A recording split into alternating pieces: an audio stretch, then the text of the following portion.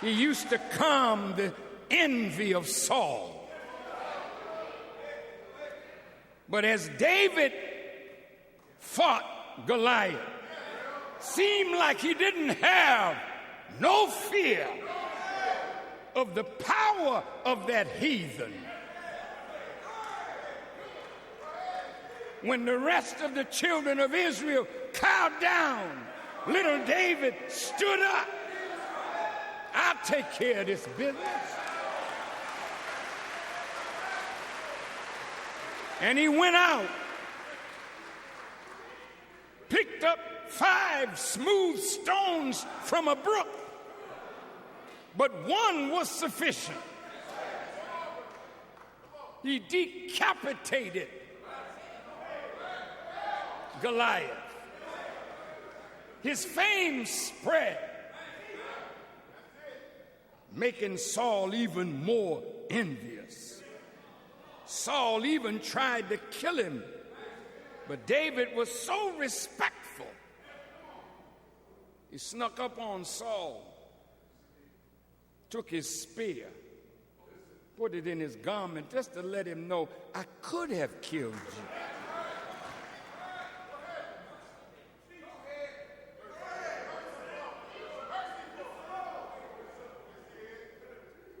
He was a warrior. He was a musician. He was a king. He was a prophet. But the difference between him and all the prophets before him, even though he made mistakes and he committed sin according to the Bible, the Quran does not say that. I'll speak on that in a second.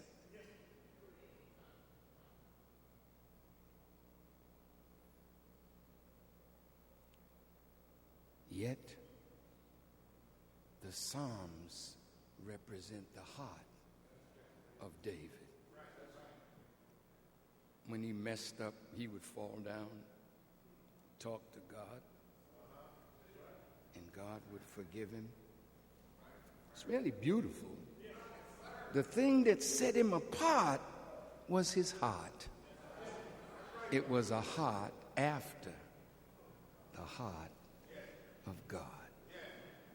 This messianic figure is from the root of Jesse. He's the seed of David, meaning his biology is connected to David. And he calls himself the bright and the morning star. Well, when does the morning star appear?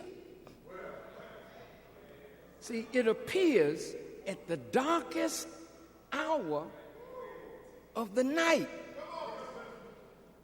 that those who are in darkness might see it and gain some hope that the presence of this bright and morning star is a signal that a new day is coming. So when James Weldon Johnson penned the so-called Negro National Anthem, the most beautiful words of any anthem that I have ever heard. Not oh say can you see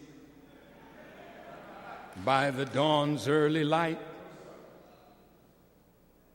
what so proudly we hailed, and the rocket's red glare, the bombs bursting in air. See, this is an anthem of warrior people.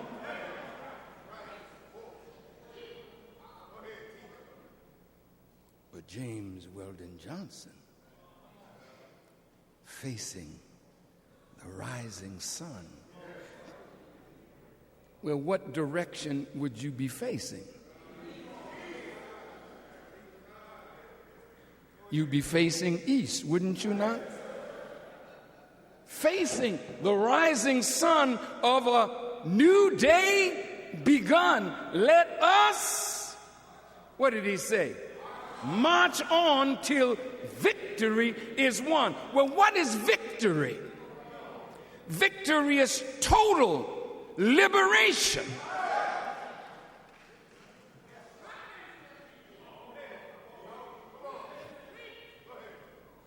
Then Matthew writes, as lightning shineth from the east, even unto the west, so shall the coming of the Son of Man be.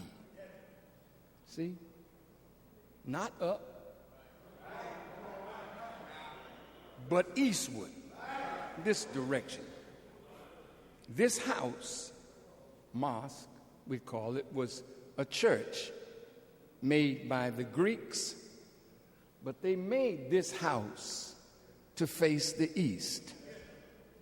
They made this house to face Jerusalem. I never changed direction, because whether it's Jerusalem or Mecca, it is the holy city of Christians, Muslims, and Jews.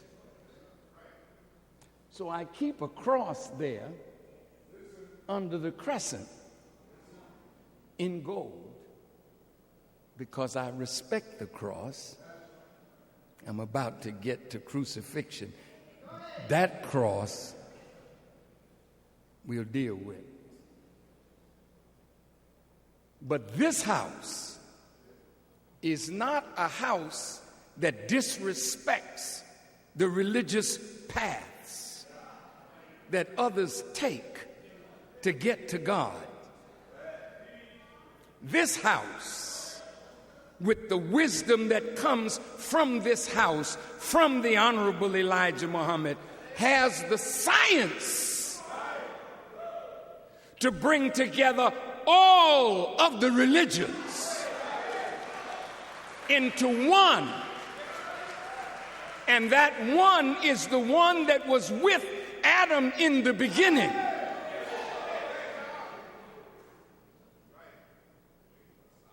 Obey me. That's the true religion of God. Obey God. Don't set up any rival or partner. Obey God. Well, that one that was to come out of the east has come. And he came to the west, the most powerful nation of the west, North America. And he raised one from among us, as Jesus was called the first begotten of the dead. It's not that God would go to the cemetery and get some bones. You are the cemetery. Nothing on the planet deader than the black man and woman of America, more divided, more disconnected. But God would come here to raise one from your ranks. Can any good come out of Nazareth? Can any good come out of the black man in America? Hell yes, the Messiah is coming up out of the black man of America.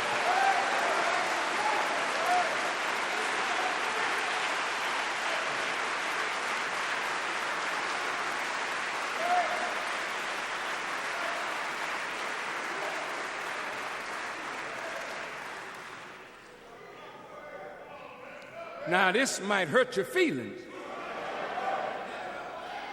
because you don't think anything of yourself. Why would God pay attention to you? And from the womb of a black woman produce the one that the whole world is looking for.